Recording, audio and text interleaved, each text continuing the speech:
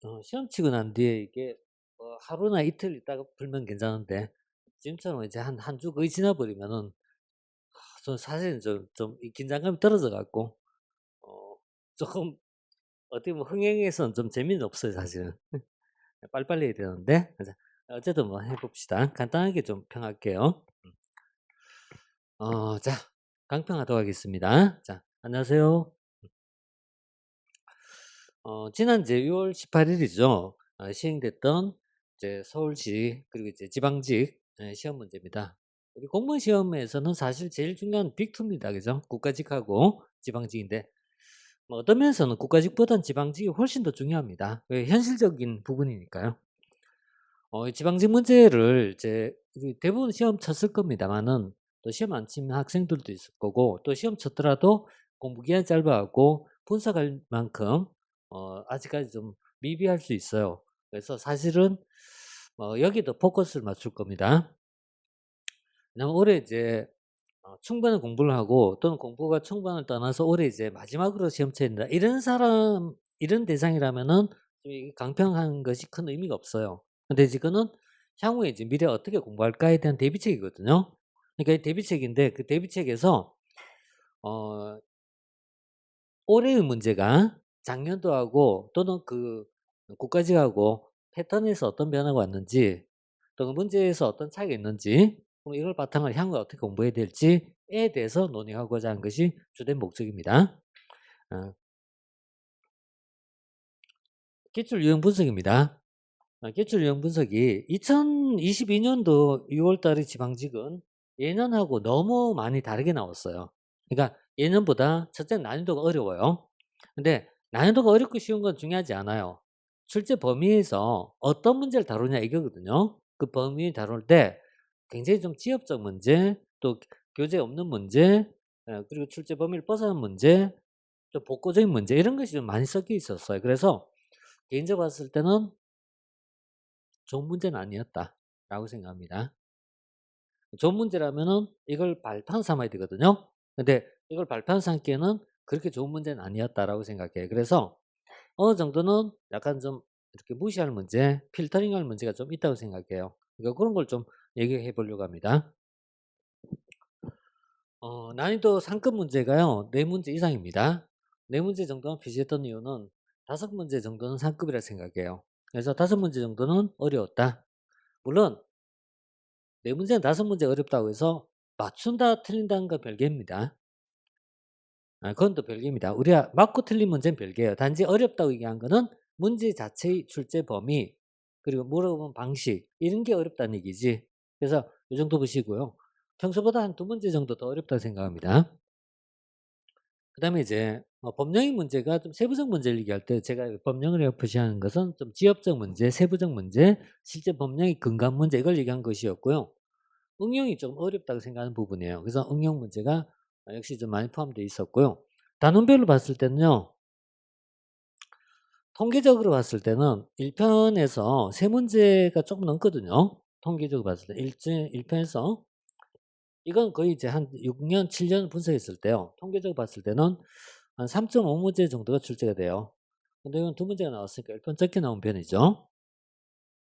2편 정책하기 역시 한 4문제 조금 안 되거든요. 이것도 3.5문제 이 정도예요. 근데 여기서 4문제니까 조금 더 많이 나온 편입니다.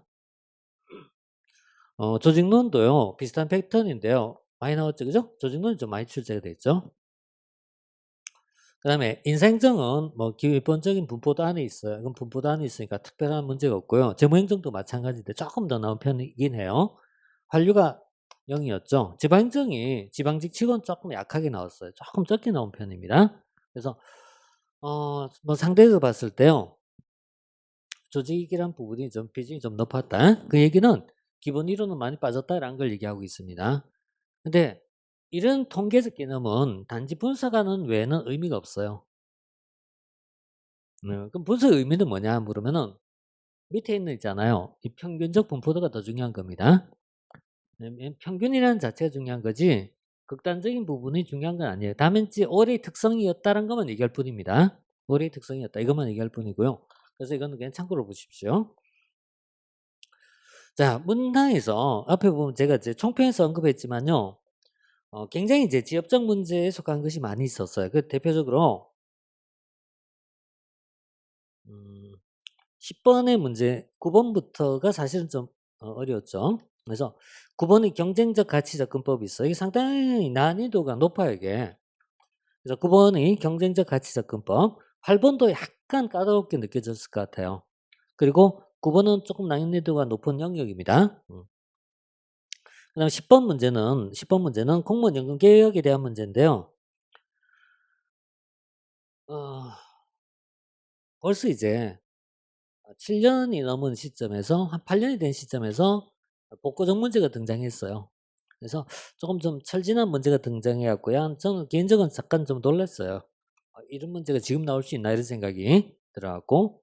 그래서 이런 문제 있었고요. 그다음에 그다음에 이제 12번 문제가요. 어 이 답을 맞춘 거 관계없이 어려운 문제예요. 네, 답을 맞출 수 있다 없다라는 거하고는 다른 차원입니다. 답은 맞출 수 있어요. 근데 재무회계와 예산회계 차이점을 묻는 문제는 지금까지 본 적이 없는 문제예요. 그러니까 이런 거는 굉장히 있잖아요. 구석진 아니 책이 거의 없는 내용을 지금 다루고 있습니다. 그래서 이런 내용이 있고요. 그다음에 이제 문제 16 번이 16번 문제가요. 공직자윤리법상 재산 등록 의무자에 대한 문제죠. 예, 재산 등록 의무자에 대한 문제인데요. 이 교재에 있습니다. 교재에 있긴 있습니다. 있긴 있는데요. 어느 정도까지 우리가 공부해야 될까에 대한 범위를 얘기할 때요. 대체 이런 거는 특정직 시험에서 나왔던 문제예요. 특정직 시험이냐면 예를 들어서 소방공무원, 경찰공무원 시험에서 개별적으로 물었어요. 근데 이걸 국가공무원에서 우리 같이 지방직에서 묻는 경우는 이게 처음이거든요. 그래서 조금 이걸 유추해야 되나 아니면 암기로 해야 되냐 두 개 중에 하나의 제가 답을 만들어 줘야 될 것 같아요. 어떻게 공부할 것인가에 대한. 자, 이 내용은 조금 좀 까다롭다라고 생각하고요. 마지막 20번 문제가 조금 어려웠죠, 이것도.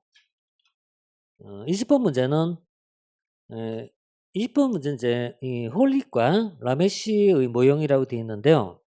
이렇게 된 게 아니라 우리 기본서를 보면은 피터 메이라는 학자가 있어요. 기본서에 보면 피터 메이가 얘기했던 4 가지 유형이 있어요. 그 내용을 있잖아요. 풀어서 냈던 문제예요. 그래서 피터 메이 문제하고 연결돼서 볼 수 있는 내용인데 책에 있긴 합니다. 있긴 하니까요. 그러나 이거는 어 약간 있잖아요. 중상급 정도라고 생각해요. 그래서 문제가 풀 수는 있다라고 봐요. 그렇지만은 앞에 있는 몇몇 문제는 풀기가 좀 어렵지 않나 이런 생각이 들어요. 자, 일단 뭐 개괄적으로 제가 이제 몇 가지 좀 범위를 벗어나거나 지역적 문제에 대한 내용을 잠깐 좀 언급해 드렸고 이제 하나씩 보도록 하겠습니다.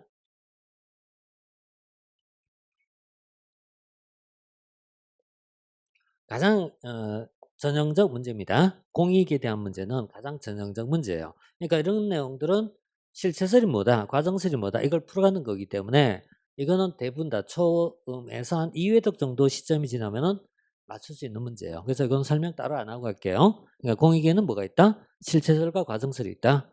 실체설은 뭘 얘기한다? 집단주의 관점이고 과정설은 개인주의 관점을 반영한 것이다. 이렇게 풀 수 있는 내용입니다. 그래서 이거는 어렵지 않으니까요. 풀 수 있다고 생각해요. 다운주의에 관련된 게 뭘까요? 물음요. 과정설이적에. 그래서 다운주의적 관점을 반영하고 있다. 과정설적 관점 이런 것입니다.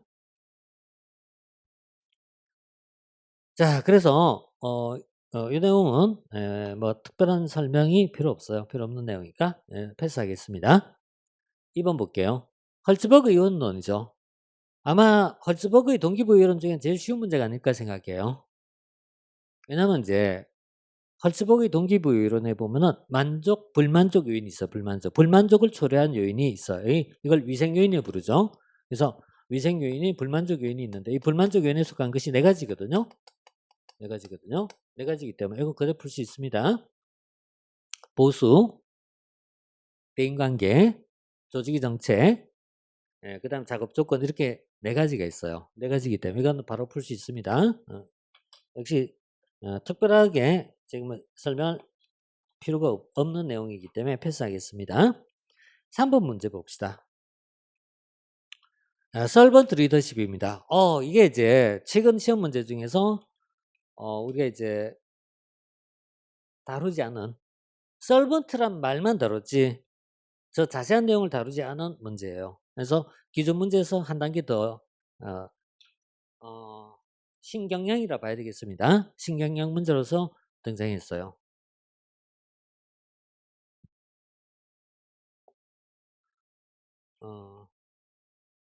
설번트 리더십은 논점이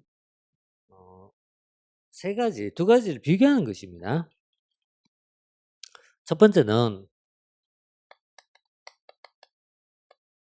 전통적 리더십하고 설번트에 대한 이제 비교하는 개념이에요. 이게 첫 번째 개념이고요. 이때 전통적 리더십은 또 뭐냐 물을 때요.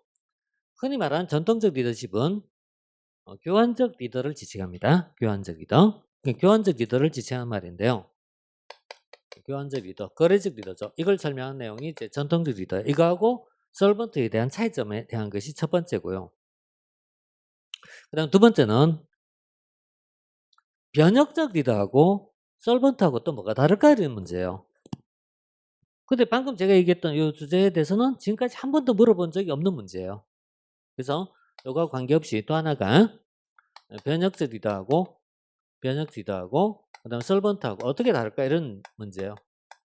이 두 가지 이제는 차이점이거든요. 이 두 가지 비교하는 것입니다. 그래서 여기에 대한 내용으로서 이제 우리 이제 볼 사항인데요. 전통적 리더라는 거는 결국 교환 관계예요. 누가 리더와 부하의 교환 관계를 기초하고 있어요. 그리고 이 리더가 조직 구성에 대한 통제라는 개념을 바탕으로 해서 나온 것이에요. 이걸 이제 교환적 개념이거든요. 설번트는 이게 아닙니다. 이게 아니고 어때요? 섬기는 리더예요. 섬기는 리더. 누굴 섬긴다? 부하를. 구성원을 섬기는 리더를 얘기해요. 그래서 일반적으로 우리가 봤을 때 리더와 부하의 관계는 이런 식으로 보는 것이 일반적이거든요. 이렇게 본 건데 이건 그게 아니고 어때요? 리더가 누구예요? 리더가 오히려 부하를 섬기는 것입니다. 이렇게 되는 거죠. 이런 식의 형태를 가지고 있어요. 그래서 자발적 행위를 유도하도록 하자. 이건 본질이에요. 자발적 행위를 유도하도록 하자. 이게 설번트 개념이거든요. 변혁 리더하고 차이점이 있어요. 변혁 리더는 누가 중요하냐 물으면요. 리더가 중요한 거예요. 이게. 얘는 누가 중요하다? 리더 자체가 중요해요. 리더가 중요해요. 이 사람이 중요합니다. 설번트는 리더가 중요한 게 아닙니다. 리더가 중요한 게 구성원이 중요합니다. 부하가 중요한 거예요. 이게. 그래서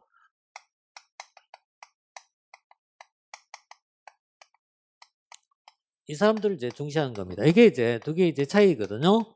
이런 이제 차이점에 대한 내용을 정말 이걸 다 여기서 알고 싶어서 냈는 건지 아니면 그냥 있잖아요. 뭐 이런 거 있으니까 뭔지 한번 뭐 봐라 이런 식으로 냈는지는 의도는 잘 모르겠어요. 어쨌든 자 이런 내용이 이제 여기 해당되는데요. 자 1번부터 한번 보겠습니다. 구성원들이 공동의 목표를 이뤄갈 수 있도록 환경을 조성하고 도와준다. 예, 결국 이런 것이 이제 본질입니다. 도와주고 조성한다 이런 얘기. 근데 니은은요 보상과 처벌을 핵심으로 한다. 이런 건 전통적 관점이라고 얘기한 거 이게. 그래서 이런 게 이제 전통적 관점이에요. 전통적 관점이고요. 그린리프라는 사람은 존중, 봉사, 정의, 정지, 공동체 윤리를 강조하였다. 잘 모르죠, 그죠? 잘 모르죠. 잘 모르는 게 정상이고요.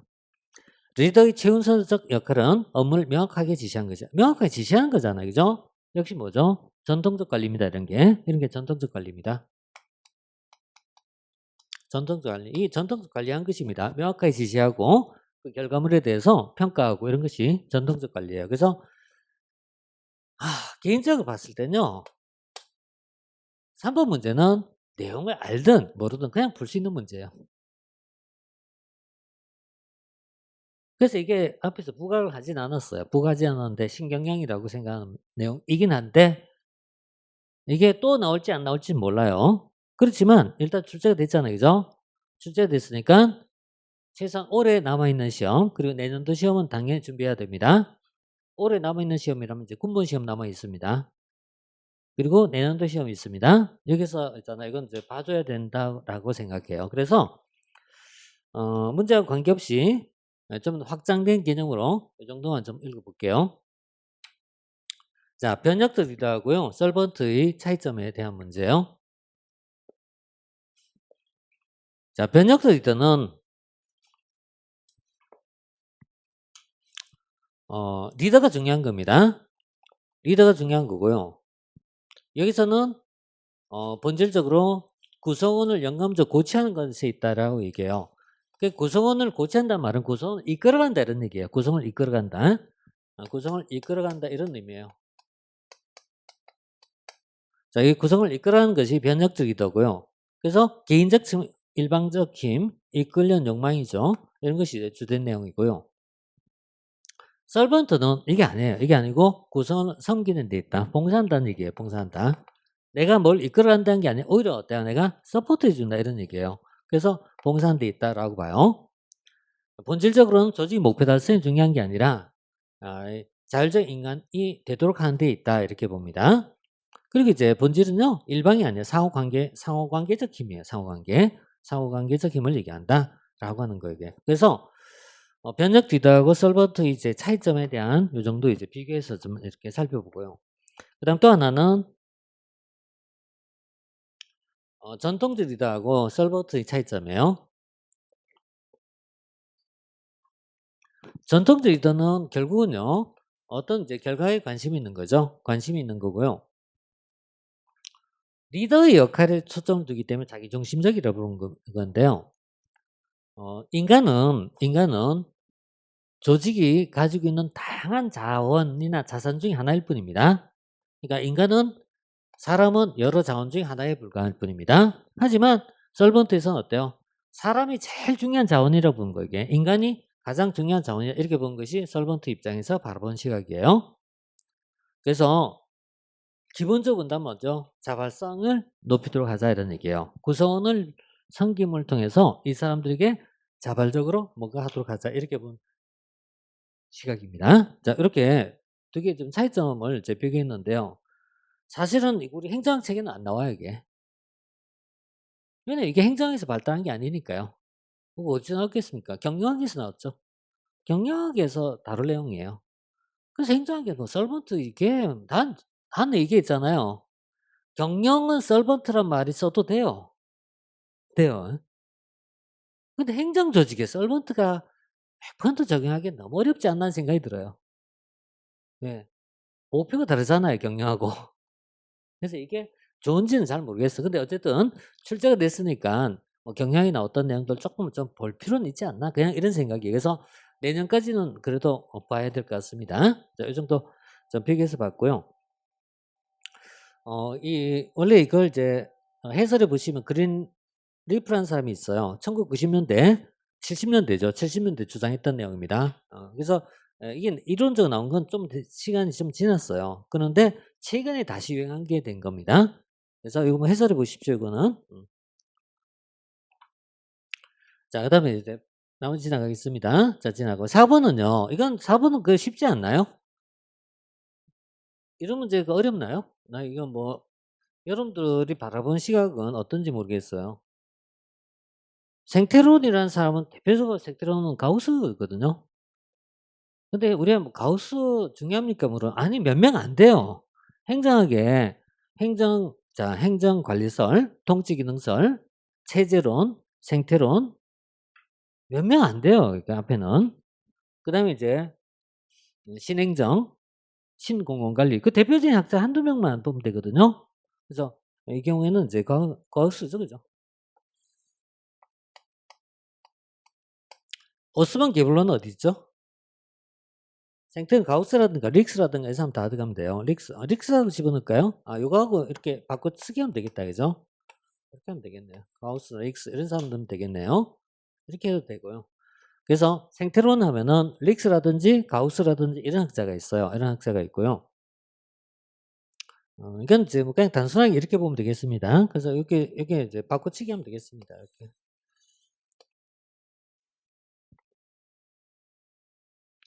자, 이렇게 보면 되겠고요. 그 다음에 2번은 흑 후기행태주의나 동일한 건 알고 있겠죠? 후기행태주의라고 쓰든 신행정이라고 표현하든 동일한 내용이니까. 그래서 여기 강조한 것이 후기행태주의 데이비드 이스턴이 있어요. 가치 중립이면 가치 지향이죠? 처방성이죠 이게. 여기 강조한 게요. 가치주의 처방성 이걸 강조했던 거죠. 그래서 뭐 이거 요 정도는 이제 할 수 있지 않나 생각합니다.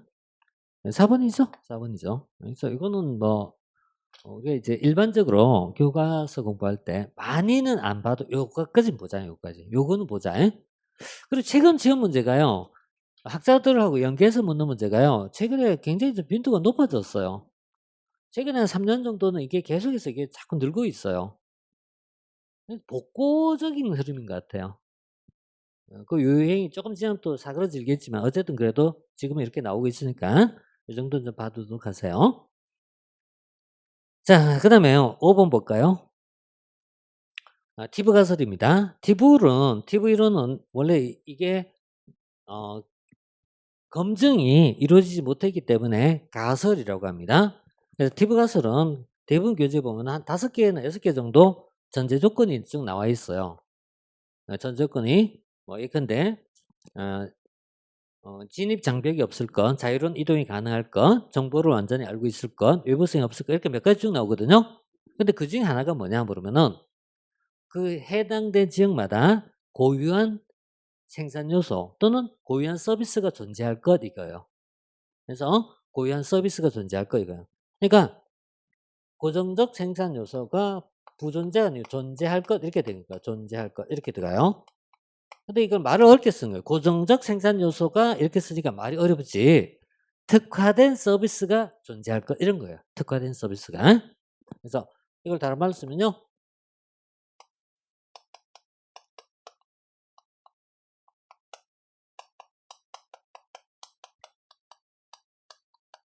존재할 것 이런 것을 얘기합니다. 예컨대 과거의 대구라면은 뭐 양령시장 그죠? 아니면 또 뭐 교육 이런 거잖아요. 최근에 대구에서는 설명할 게 없네요. 최근에 설명할 게 별로 없는데 뭐 예컨대 경주라면은 문화관광시설 이런 식으로 들어갈 수 있잖아요. 그죠? 이런 것이 고정전 생산 요소예요. 생산 요소라는 게 방금 얘기했던 어때요? 특화된 서비스를 얘기한 겁니다. 이게 있어야 된다는 얘기예요. 그래야 뭐 주민을 불러올 거 아니냐 이거죠. 그래서 뭐 3번인데요. 이거는 그래도 어렵지 않은 문제 5번 같으면은. 자, 그다음에 6번 볼까요? 관리주의 병리입니다. 예. 할거주의, 형식주의, 피터의 원리 이건 또 뭐 설명 안 해도 되겠죠. 근데 이게 관리주의를 공부하면 다 나오는 부분이에요. 나온 내용으로서 관료들의 세력 팽창을 얘기한다. 이런 걸 관료 제국주의라고 부르거든요. 관료 제국주의 이렇게 부르고요. 관료가 자꾸 영역을 팽창하는 것을 얘기합니다. 관료 제국주의를 얘기하고요. 피터 원리는 이거 아니잖아요. 피터 원리는 무능력한 자도 승진한다 이거지, 그죠? 무능력한 자도 승진한다. 이거 피터의 원리라고 부르죠. 그래서 이거는 우리가 교과서에서 나오는 내용이니까요. 이 정도까지는 여러분들 공부해 줘야 돼요. 자, 그다음에 또 뭐죠? 7번이네요. 상향적 접근. 상향적 접근에서요. 이게 내용이 어려워서라기보다는요. 반미터라든가 반호론 이런 사람은요. 뭐 이런 사람은 또 어디서 나왔어? 이렇게 느낄 수 있을 것 같아요. 이런 사람 어디 나왔어요? 사실 리얼 같은 거는 여기서 우리가 풀 때 굉장히 장애가 오는 지문인 거예요. 이게 맞다 틀렸다는 검증이 안 되니까 말이에요. 이게 어렵다는 얘기예요.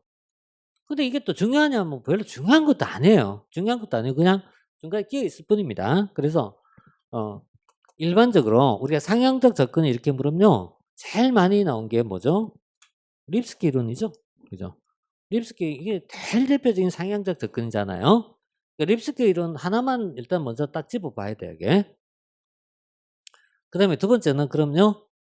어 기억과 니은이거든요. 기억 니은인데 보통 상향적 접근은 엘모라는 사람이나 버만이라는 사람이 얘기할 때요. 이걸 약간 다른 식으로 표현하거든요.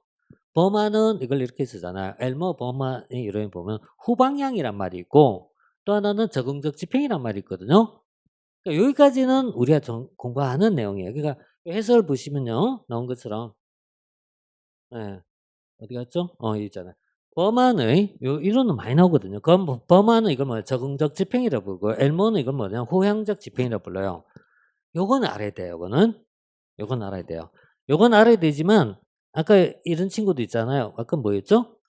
반 뭐 미터든 뭐 반 호른든 뭐 그런 사람 뭐 별 떨거지 같은 인간들 자꾸 출동시키는 필요가 헷갈리게 하는 것뿐이에요. 무시하세요 그냥. 무시해요. 아이 뭐 그런 잡다한 사람이 있어. 그냥 개무시하세요. 대신에 뭐 이게 틀리기 쉬운 게 딱 하나예요. 뭐냐면은 사바티어 마지마니아네 이 사람이. 사바티어 마지마니아는요. 이 사람이 상향적입니까? 하향적입니까? 근데 보통 우리가 사바티어 마지마니아 어디서 나오냐면 통합 모형에서 나와요. 통합 모형을 부를 때 나오거든요. 근데 지금은 통합 모형이 아니거든요. 통합 모형이 아니거든요. 그래서 요거 이제 보셔야 돼요. 사실은 요게 쪼끔 있잖아요. 그러니까 이런 문제는 볼 필요 없는 거예요. 맞다 틀렸다 볼 필요도 없는 내용, 볼 필요도 없는 내용인데 일단 이건 맞잖아. 그죠? 맞으면은 요 두 개 중 하나인데 엘모 후방향 맞거든요, 이게. 맞거든요. 그러니까 맞으니까요. 뭐 기억 어디 있죠? 여긴가요? 이렇게 나오잖아요. 그럼 얘는 틀렸다 이런 얘기가 되는데 사바티어 마지막의 이론은 집행 과정 모형은요. 초기에 나왔던 내용은 하향에서 출발, 하향. 하향이고 다음에 절충 모형이 나오거든요. 그래서 이게 하향적 개념입니다. 요거 이제 보셔야 돼요. 그래서 여기 보시다시피 어디 있어요? 있잖아요. 그죠? 하향적 지표입니다. 근데 이게 책에 있습니다. 책에 있습니다. 하긴 뭐 책에 있다고 얘기할 필요는 없죠. 책에 있다는 게 중요한 게 책에 있는 걸 봤다는 게 중요한 거니까. 그죠? 자, 그래서 뭐 나머지 이렇게 보시면 되겠고. 그래서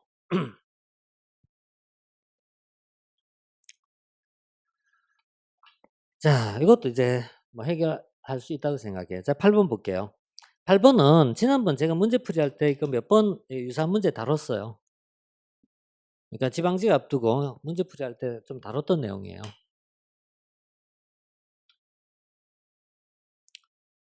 여기에 있는 내용을요. 이런 식으로 꼭 기억해야 되는 건 아니에요. 이것보다 더 복잡하게 만들 수도 있고 해요. 근데 이게 아니고 그죠? 본질이 뭐냐면은 원래 없던 상태에서 새로운 문제가 등장했을 때 나온 게 뭐냐면 정책 혁신이거든요. 그래서 새로운 문제가 등장했을 때 나온 걸 혁신이라고 부른 거예요. 그럼 혁신이란 것은 없던 상황에서 새로운 문제가 발생을 했어요. 근데 이 상황이 유지가 돼요. 문제가 유지가 되고 있어요. 문제의 상황이 유지가 되고 있을 때 정책도 어때요? 유지가 되는 거 이게. 그런데 이 여기서 문제가 어때요? 변질이 올 수 있어요. 문제 변질이 왔을 때 정책의 승계가 나타나요. 그래서 승계가 나타나요. 승계가 나오고 승계가 난 이후에는 유지가 될 수도 있어요. 또는 유지가 될 수도 있고 또는 뒤에 가서 이게 어때요? 종결로 갈 수도 있어요. 이런 이제 맥락이거든요. 이런 맥락을 짚어서 이해해야지 계속 이걸 개별적으로 기억하면 시간이 많이 걸리고요. 다 기억하기도 힘들어요. 그래서 제일 대표적으로 이런 거죠. 코비드가 발생했다. 그럼 뭐가 필요하다? 혁신이 필요하다. 이런 얘기죠. 혁신이 필요하다. 근데 이 코비드가 그대로 유지되고 있다? 그러면 어때요? 정책도 유지가 되겠죠? 근데 여기에 승계 시점이 오니까 어때요? 방역에 있어서 사회적 거리두기를 완화하는 것입니다. 이게. 그래서 사회적 거리두기를 완화하는 것들. 이게 승계적 개념이거든요. 얘는 어때요? 사회적 거리두기를 어때요? 완전히 폐지하는 것입니다. 이제는. 폐지하는 거. 이런 것이 이제 종결이거든요. 이렇게 매칭해서 상황을 대입하고 봐야지 조금 쉬워져요, 이게. 저걸 이제 어떻게 표현했냐면은 새로운 문제의 등장, 혁신, 그죠? 그다음에 정책의 성격이나 목표나 수단이 모두 바뀌는 걸 얘기해요. 이 동그라미 모두 변동한다. 변경한다 이런 얘기예요. 변화 이런. 정책 유지란 말은 정책 성격 자체는 어때요? 변하지 않습니다. 변화가 없는 상태입니다. 근데 승계가 이제 주의할 사항이에요. 문제의 변질이라고 되어 있는데 여기 보면은 정책의 성격이 변화하면서요. 목표 자체는 변화가 없는 거 이게. 그래서 이게 목표는 변화가 없어요. 목표는 뭐였죠? 코로나 확산 방지죠. 코로나 확산 방지한 목표 자체는 그대로 유지가 되는 거예요. 그래서 이런 경우에 이제 해당되는 건데 이게 이제 승계에 대한 부분인데요. 승계 그러니까 있잖아요. 종결이나 유지는 어렵지 않아요. 요 네 가지 중에 제일 어렵거나 제일 중요한 게 뭐다? 승계가 제일 중요합니다. 그래서 여기서는 다른 것보다도요. 요 승계 요걸 좀 잘 봐야 돼요. 승계 중요합니다.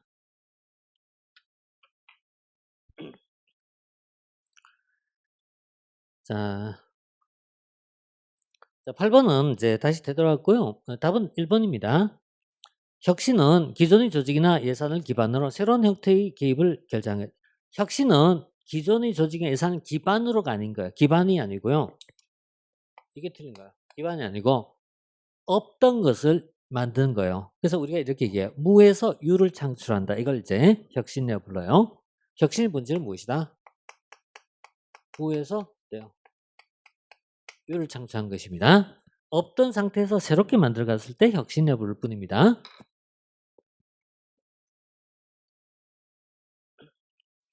아까 얘기했던 승계죠, 그죠? 승계의 기본 개념은 뭐였다? 목표는 유지하되 이렇게 되잖아요, 그죠? 목표는 유지하되 이게 이제 승계입니다. 네. 자, 그래서 뭐 이렇게 이제 보시고요. 자, 8번은 호고도에 대한 문제였고요. 그 다음 9번 문제 볼게요. 9번 문제는 제가 이번 시험 문제 중에서 제일 어렵지 않나 이렇게 생각 들어요. 9번은 이건 이제 경쟁적 가치 접근법이 있어요. 퀸과 로버그라는 학자가 주장한 거예요. 여러분 교재 찾을 때는 조직론 파트 찾으세요. 조직론 목표 파트에 나와요. 그러니까 3편 1장이 나와요. 3편 1장 한 3절인가 뭐 그쯤 나와요. 그래서 조직목 2절인가 하여튼 거기 나오는데요. 이 경쟁적 가치 접근법이란 건요. 조직이 만들어지고 생성되고 조직이 자리 잡고 하는 과정마다 조직을 평가하는 방법은 달라져야 된다 이겁니다. 네, 조직을 평가할 때 동일한 기준 평가할 것이 아니라 달라져야 된다 이렇게 봐. 그래서 잠깐 이제 되돌려 보면요. 이렇게 나와요. 이게. 이거는 이제 보통 우리 교재에 있는 거예요. 교재에 이런 식으로 나와 있어요.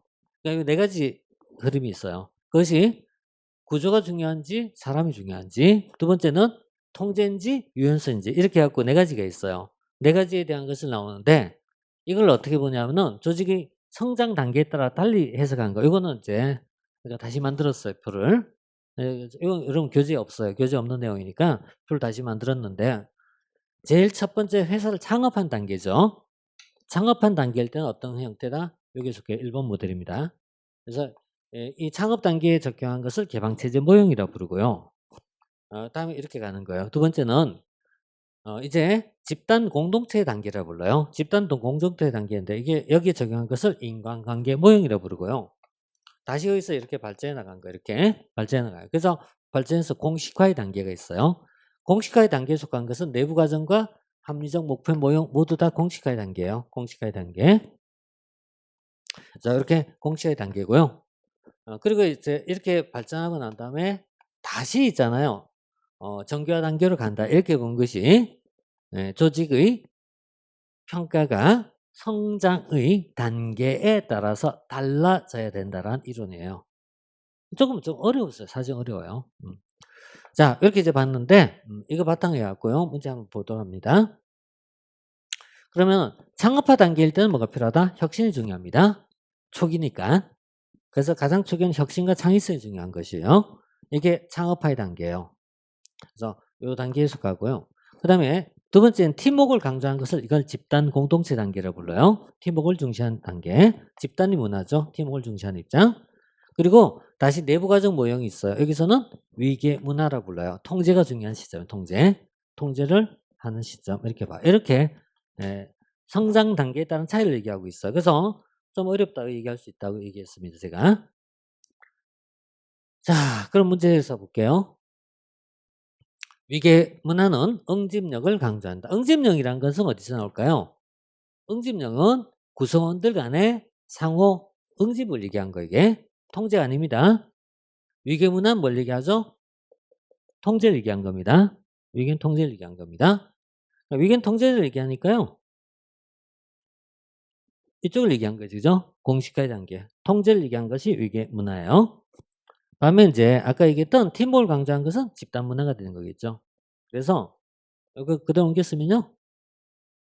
자, 위계 문화는 응집력이 아니라 통제를 얘기한다. 이렇게 써야 되겠죠. 그래서 이거 틀렸네. 그죠?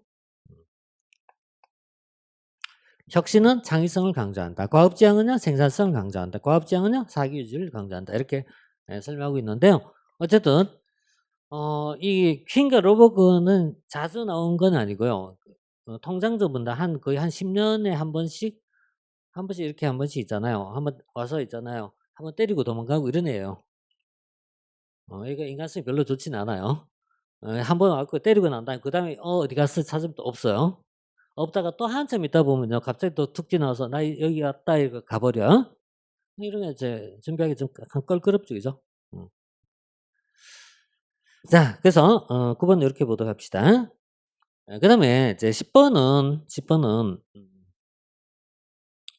아까 말씀드린 것처럼요. 이거 공무원 연금 개혁에 대한 부분이 좀 철진한 내용이라고요. 뭐 지금 뭐 이런 어 이런 좀 고전적 내용을 좀 묻고자 하는 게 조금 약간 이해가 안 되긴 해요. 근데 어쨌든 여기서 이제 개혁 사항 중에서 주의할 사항 하나만 얘기해 볼게요. 이게 4 번에 보면 퇴직급여 산정 기준이 퇴직 전 3 년간 평균이라는 게 있어요. 근데 얘를 이제 퇴직 전 3년 평균에서 이걸 전 재직 기간으로 변경시켜요. 이게 이제 사실 좀 바뀐 사항이에요. 언제 바뀌었냐면은 요때 바뀌었던 거예요. 그러니까 바뀌었던 게요. 2010 년에 한번 바뀌었고요. 2015 년도 말에 한번 바뀌었고요. 그다음에 또 하나는 96 년도 바뀌었어요. 그래서 3번 바뀌었어요, 공무원 연금법이. 지금까지 3번 바뀌었는데 3번 바뀐 중에서 두 번째 바뀐 것하고 세 번째 바뀐 것 가지고 지난번 시험 문제 한번 나왔었어요, 이게. 그리고 나서 현재는 들어가는데 만약에 한다면 2023 년도 이렇게 볼 수 있겠지. 그죠? 요게 나온다면 이해가 되죠. 이건 나오 이해되는데 이건 좀 지나간 겁니다. 어 연금 산정하는 게 옛날에 이렇게 했어요. 옛날 산정을 퇴직 직전 3년 평균 보수 원리액을 산정했어요, 옛날에는. 그럼 이렇게 보통 우리가 가입하잖아요. 가입하고 이거는 이제 퇴직하잖아요. 그럼 퇴직 전 3 년간 평균 잡으면요. 그럼 금액이 당연히 퇴직 전이니까 많이 받을 거 아닙니까? 그럼 국민 이 연금은 고갈될 거 아니겠습니까? 그러니까 '야 그거 맞네.' 이래 갖고 여기가 어떻게 한다. 이렇게 안 잡고 어때요? 전체 기간 잡아요, 전체 기간. 전체 기간 평균 잡아 버려요. 이렇게 이제 변경된 거예요. 그럼 공무원 들어가기 전에 '야 그럼 되나?' 이렇게 얘기할지 몰라요. 근데 이런 건 어때요? 불소급이란 거는 그 이후에 들어온 사람에게 적용되는 거예요. 과거에 든 사람은 또 적용 안 되고 이런 것이 있어요. 어쨌든 간에 요 방식을 안 쓰고 지금 어떻게 했다? 전 기간으로 바뀌게 됩니다. 뭐 그런 내용이었거든요. 그런 내용인데 좀 지나간 내용이긴 합니다. 연금은 그래서 음 최근에 한번 관심사 정부에서 논의하고 있을 가능성이 있으니까 '관심사가 있다.' 이런 의도로만 보도록 하세요. 그 정도는 보시고.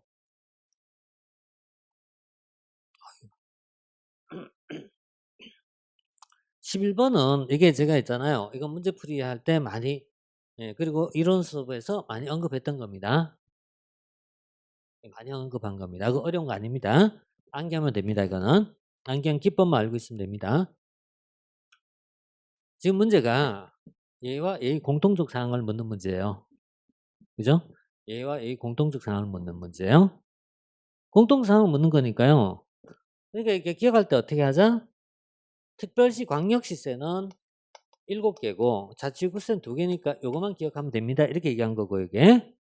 그다음에 도세는 4개이고 시군세는 5가지니까 하나면 이쪽 기억한 게 더 좋습니다. 이렇게 얘기했던 거거든요. 이게. 이렇게 봤던 거거든요. 그러면은 지금 얘와 얘의 공통사항을 묻는 거잖아요. 그죠? 그럼 일단 공통사항을 묻으니까 아무리 많아도 4개가 넘지는 않겠죠. 아무리 많아도 4개가 넘지는 않겠죠. 그죠? 하나, 둘, 셋, 넷. 그죠? 그래서 취면 레지 제가 이런 식으로 암기했어요. 취면 레지 이렇게 얘기해서. 근데 면은 있잖아요. 자취구세거든요. 자취구. 그러니까 얘는 빠질 거 아니겠어요. 빠지니까 요 3가지가 되겠지. 그죠? 3가지가 되겠죠. 3가지가 공통사항이 되겠죠.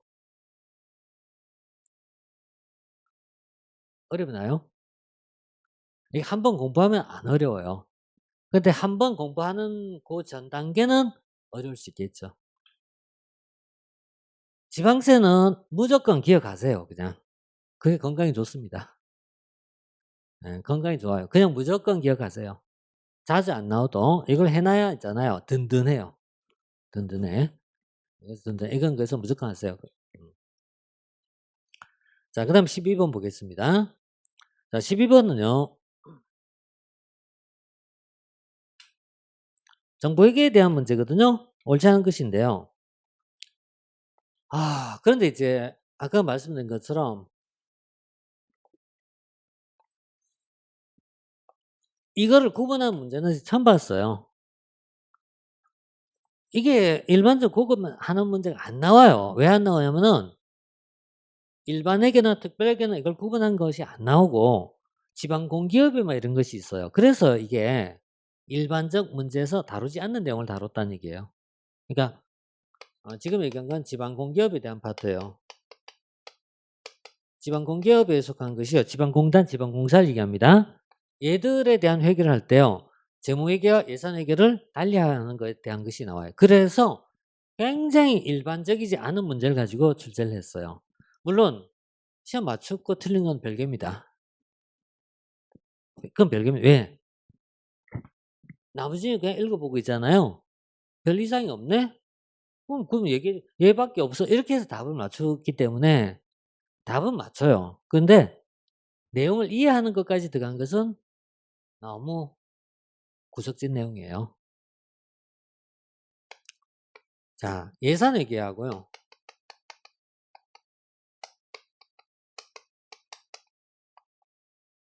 재무회계요.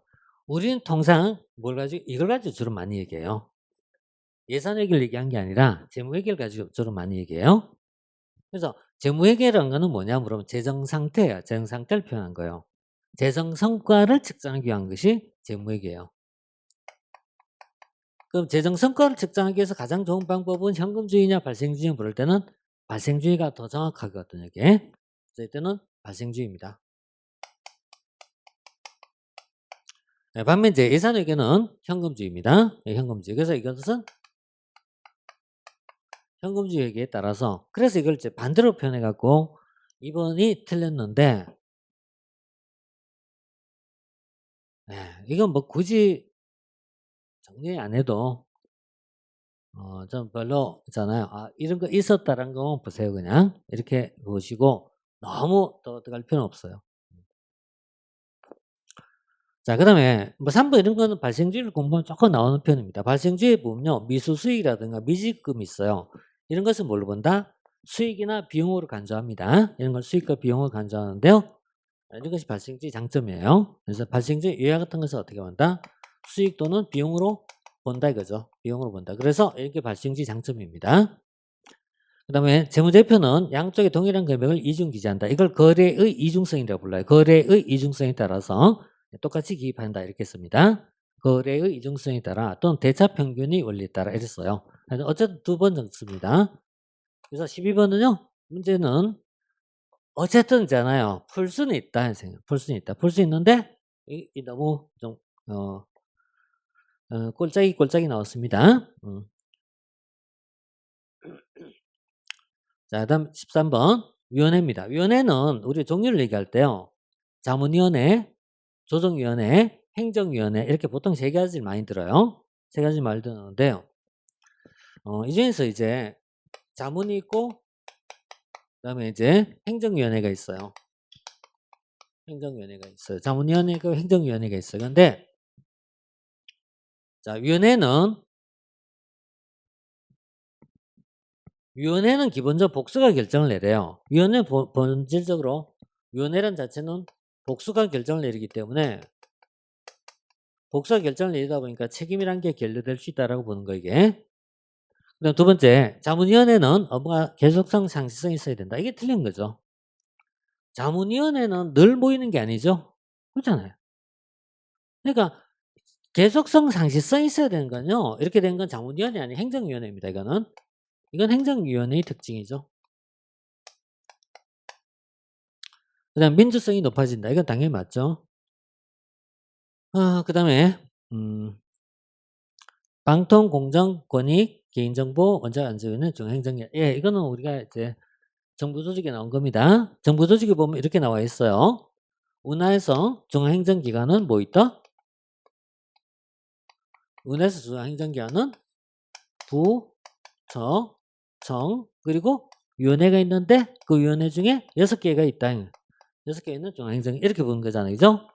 여기 나온 거 이건 책에 교재 그냥 그대로 있습니다. 있으니까. 위원회 6가지. 그게 이제 방금 봤던 방통, 공정 뭐 이런 식입니다. 자, 이걸 이제 중앙행정기관을 부른다 이거죠. 자, 13번.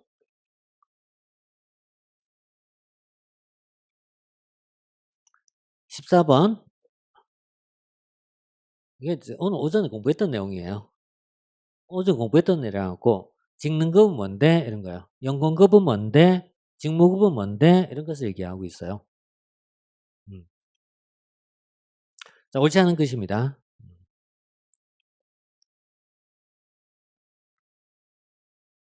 연공급은 사람에 대해서 부여한 겁니다. 그죠? 연공급은 사람에 대해서 부여한 겁니다. 직무급은 직무의 일에 대해서 부여한 겁니다. 그러니까 연공급은 사람, 근성연수예요. 연공급은 근성연수, 사람을 기준으로 잡은 겁니다. 하지만 사람을 기준으로 잡은 이건 전문성하고는 거리가 멀어져요. 그래서 전문 기술 인력 확보에는 불리하다. 용이하지 않다는, 유리하지 않다는 얘기예요. 불리하다. 이게 틀렸죠. 왜? 이거는 전문가와 관계없어요. 사람을 중심으로 보기 때문에 일반 행정가입니다. 그래서 연공급 사람,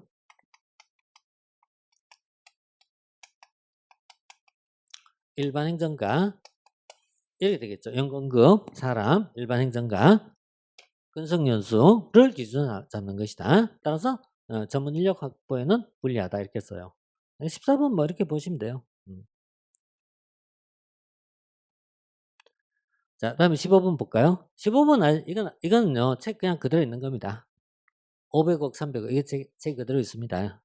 다만 다만 이제 여기서 봐야 될 게 뭐냐면 이제 요 총사업비 관리제도하고 예타하고 차이점 정도는 좀 봐줘야 돼요. 두 개 비슷하거든요. 이건 어디냐면 재무행정 예산 집행 파트에 나와요. 재무행정 예산 집행 파트에 나오는데 총사업비 관리제도하고 예타하고 이제 차이점이 나오거든요. 차이점이 있어요. 둘 다 보다시피 어때? 비슷하죠? 그죠?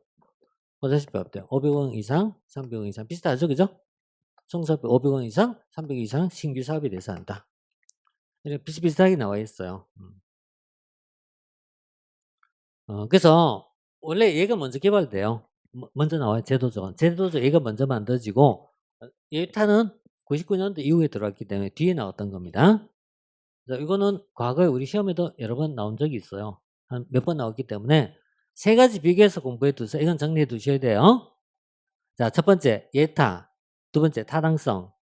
다릅니다. 예비 타당성, 그리고 또 하나가 총사업비 관리 이 세 가지 이 차이점 정도는 좀 약간 정리해 주는 게 좋아요.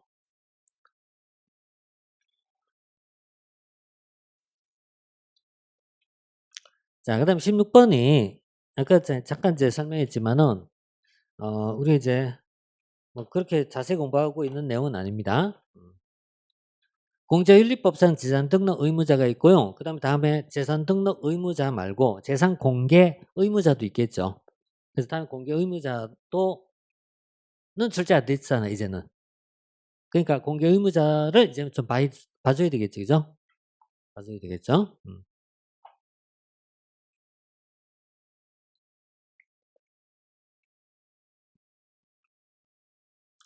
공직사에서 4급이란 자리는요, 생각보다 높은 자리예요.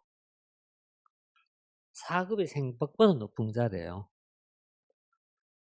1급은요, 생각보다 높은 게 아니고, 이건 생각만큼 높은 자리예요, 이거는. 이건 진짜 높은 자리입니다. 그래서 1급은 보통 우리가 실장급이라고 불러요, 실장급. 실장급인데요. 정부 조직의 실장이라는 자리는, 그죠? 독서실 실장하고는 다릅니다, 물론. 그러니까 이 4급은 과장이잖아요. 과장인데, 예, 이 4급 상당이 있어요. 4급 상당. 5급이 있고 4급이 있어. 4급 상당이 있어. 과장이 상당한 자리가 뭐냐 이런 얘기예요. 이게 경찰로 내려오면 어때요? 총경 정도예요. 그럼 경찰총경 뭐 하시는 분이에요? 물으면요. 경찰서장입니다. 서장입니다. 서장. 우리나라 서장이 좀 많지가 않아요. 몇 명 안 돼요. 우리나라 서장. 그래서 서장입니다. 요즘 그래도 옛날보다 서장 힘이 없죠. 옛날 서장은요. 기관장 옆에 항상 같이 있었어요.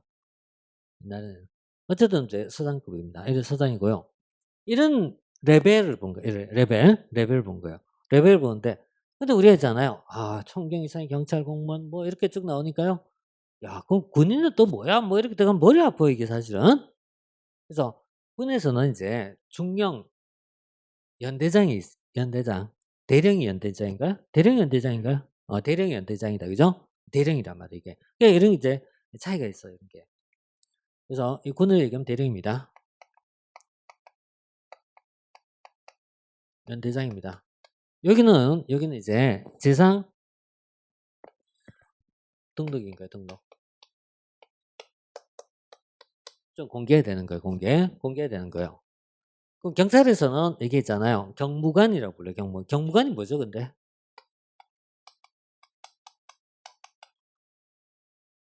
경찰 안 해요? 맞아. 지방경찰청장이에요. 지방경찰청장은, 진짜 우리나라에서 몇 명 안 돼요, 이게. 지방경찰청이에요. 지청이에요, 지청. 지방경찰청장이에요. 이렇게 이제 들어가고요. 이쪽은 이제 중장이 돼요. 중장은 뭐죠, 근데 군대에서? 어, 군단장이에요. 그러니까 여기 이상에 대한 사항 공개해라, 이렇게 보는 거예요. 이게 이제 비슷한 레벨을 본단 말이에요, 이게. 아이, 그런 것까지 우리가 공부해야 되나요? 맞아요. 이런 것까지 공부할 사항은 아니에요. 공부할 사항 아닌데, 아, 어쨌든 그걸 묻고자 했는 시험이었으니까, 말은 해야 될 거 아니겠어요?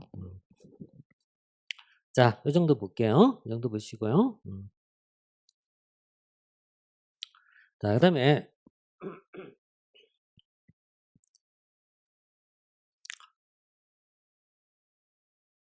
자, 17번은 이제 살라몬 이론인데요. 살라몬 이론이, 살라몬 이제 이론에 보면 두 가지가 있어요. 이게 좀 어려운 게, 직접성이란 정도가 있고, 두 번째는 강제성이라는 게 하나 있어요. 근데 보통 우리는 직접성을 가지고 많이 풀어요. 강제성을 가지고 묻는 경우는 거의 없어요. 근데 지금은 이거는 강제성으로 지금 나왔거든요. 직접성과 강제성을 얘기할 때요. 두 개는 대부분 비슷한 거예요. 직접성이나 강제성은 비슷한 개념으로 나가는데 꼭 그렇진 않은 거예요. 꼭 그렇진 않아요. 그래서 이게 지금은 그래도 경제 규제니까 뭐 출제에 더 이상 문제가 될 게 적어요. 적은데 만약에 이걸 강제성과 직접성을 모두 물었다 이렇게 물으면은 사실은 조금 어려울 수 있었어요. 왜냐하면 이게 대표적으로 이런 게 있어요.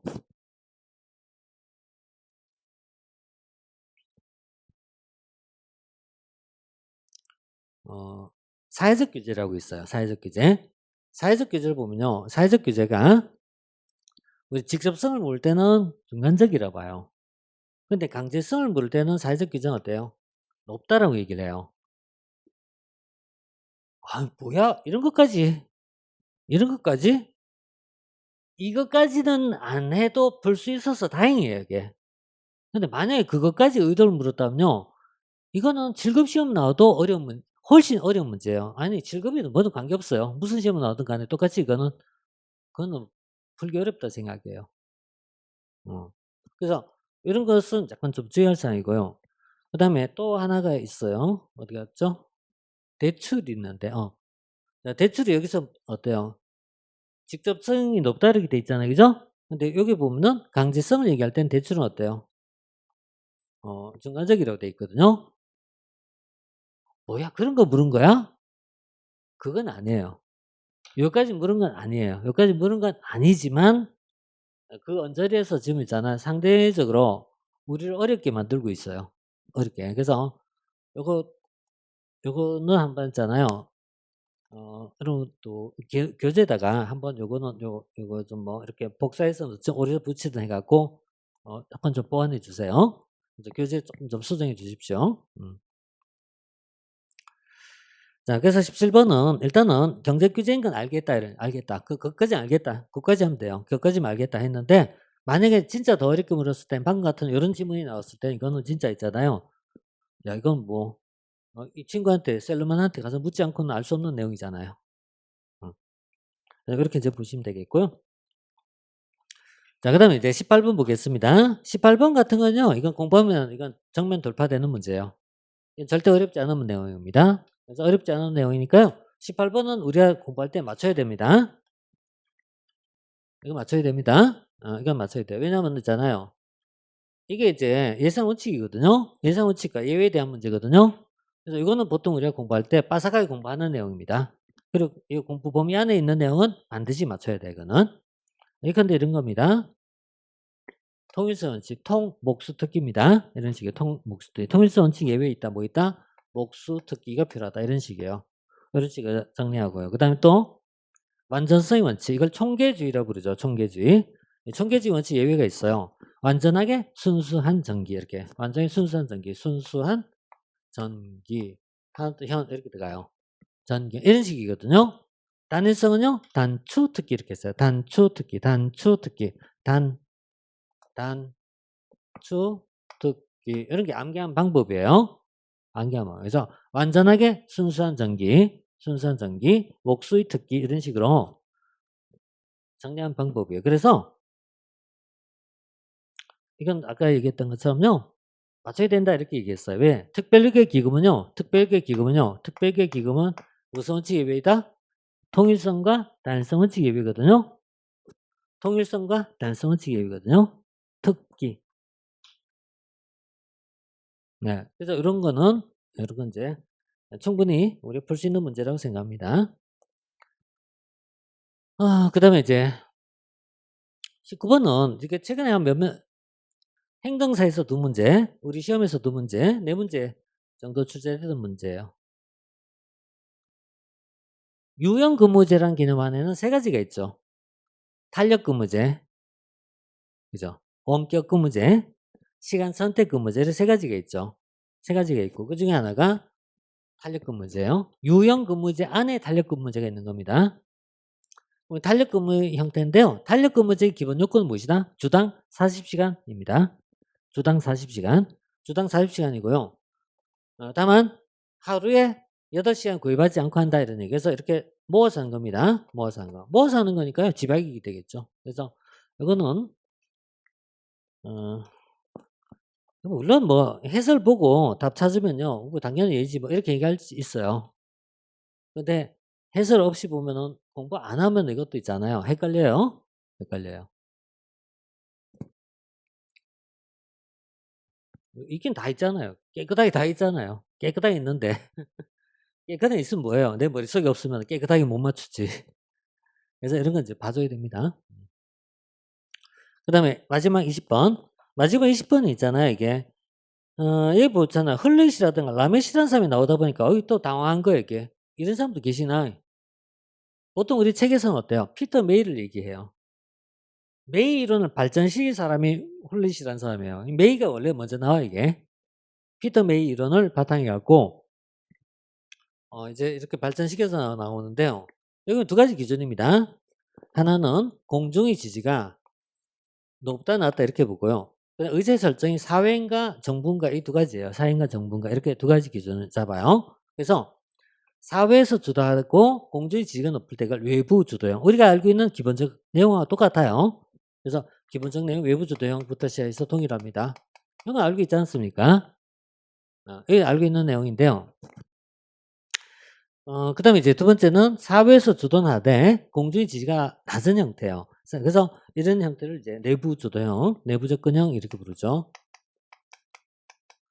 주도 이렇게 이제 들어가고요. 그다음에 또 하나가 이제 국가가 주도하는데 공중의 지지가 낮은 형태가 있어요. 그걸 동원형이라고 부르죠. 동원 이렇게 부르고 있고요.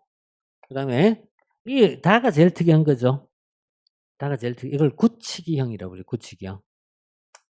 굳히기형. 이게 어디 뭐냐면 의제 설정 이론을 공부하면 나와요. 이게 나오는데 거의 제가 설명 잘 안 하는 파트죠. 이게. 그래서 이게 나온 부분이에요. 그래서 굳히기 여기에 대한 내용을 이제 묻고자 그 묻고자 하는 내용을 이제 하나씩 들어가서 풀고 있습니다. 그래서 자 1번은 뭐죠? 1번은 외부 주도형이죠. 외부 주도형이니까 시민사회가 주도한다는 게 맞을 거 아니겠습니까? 두 번째, 특별히 의사결정자에게 접근할 수 있는 영향력 있는 집단이 정책을 주도한다. 이게 뭐냐면요. 우리 이제 내부 접근형이나 내부 업무형이 있어요. 내부 접근 업무형은 정부 내에서 어떤 결정을 담당하는 사람이 있어요. 이 결정을 담당하는 사람에게 외부에서 어때? 은밀하게 접근한다는 얘기예요. 은밀하게 접근한다. 그래서 특별한 의사결정대에 접근할 수 있는 역량 있는 집단이 한다. 이렇게 보는 거예요. 이게. 그래서 외부에 은밀하게 접근한다. 이걸 적잖아요. 업무형, 내부 접근형 이렇게 쓰습니다. 이렇게 쓰고 있고요. 그다음에 다는요. 공중의 지위가 높기 때문에 이 구치기형입니다. 구치기형. 구치기형은요. 공중의 지위가 높기 때문에 정책이 결정되는 집행이 용이하다. 네, 이렇게 본 것들. 자, 구치기형. 자, 그래서 여기서는 이제 뭐 여기까지 이제 풀 수 있는 내용이었습니다. 라는요. 동원형은 제일 중요한 단어가 뭐예요? 동원형이 제일 중요한 단어는 동원형이 제일 중요한 단어는요. 이거 아니에요? PR을 사용한다. 동원형의 제일 큰 의미는 PR의 사용이죠. PR을 사용한다. 공중의 지지가 필요 없어요, 그럼?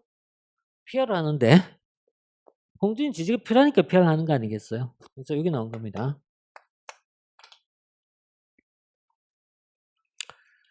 자, 여기까지 해갖고요. 이제 우리가 문제를 이제 봤었는데요. 자, 되돌아서 보겠습니다. 되돌아서 보면은, 20번 문제는 피터 메이 문제 중에서 약간 있잖아요. 어떤 세련되게 나온 문제요. 그러니까 과거 문제보다 좀 더 어때요?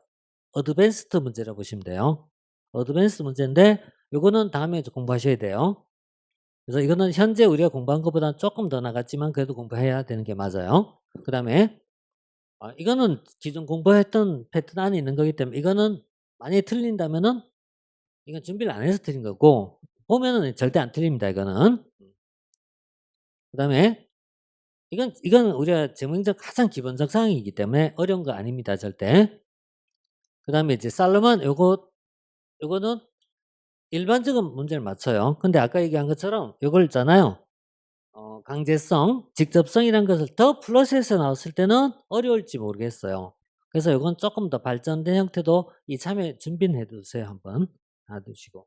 그 다음에 이거는 좀 뭐 출제자의 재량이라고 하니까 뭐라고 얘기 못하겠습니다만은 자, 그래도 한번 체크는 해보고 합시다. 이것도. 이거는 총사업비 관리자는 예타는요. 이건 당연히 공부해야 되고요. 보수도 준비해야 되고요. 위원회도 어려운 거 아니었습니다. 근데 12번이 좀 문제가 역시 그러니까 정형화된 우리 범위를 넘어갔어요. 너무 문제지만 답은 맞춘다. 답은 맞춘다. 그건 별개라고 얘기했습니다. 그 다음에 11번 이건 전공법 공부하세요. 이건 무조건 공부하셔야 돼. 이거는 다음에 또 나오도 또 맞춰야 돼. 이거는 10번은 이제는 안 나옵니다. 안 나오는데 일단 내년에 나올 때는 이게 개정된 사항으로 나올 가능성이 있습니다. 그 다음에 9번 어려운 문제예요. 경쟁적 가치 접근법. 어려운 문제이기 때문에 빈도가 한번 나왔기 때문에 좀 약해요. 출제가. 그렇지만 한번 약간 심하지만 한번 준비해 보십시오. 이것도 여기까지도. 자, 그래서 이 정도 하면은요. 그 다음부터는 이제 어려운 거를 별로 없어요. 어려운 거 없으니까요. 티브. 이거 좀 발전된 문제였죠. 설버 드리듯이. 발전된 형태니까 이것도 있잖아요. 이거 요 책이 아마 없을 테니까요. 요 두 가지 좀 비교해 갖고 좀 여러분 기본서에 좀 보강 좀 해 주십시오. 좀 보강해 주십시오. 이건 어떤 책에도 똑같을 겁니다. 어떤 책에도 다 없었을 겁니다 아마. 자 그래서 뭐 이 정도만 보강하면요. 이번 시험의 의미는 충분히 강편을 통해서 여러분들이 조금 더 한 3 문제 정도에서 4 문제 정도 좀 추가적 정리해 두면은 어 다음에 혹시 변형된 문제 나와도 맞추는데 문제없지 않을까 이렇게 생각합니다. 자 여기까지 해서 강평 마무리하도록 하겠습니다. 자 여러분 수고하셨어요.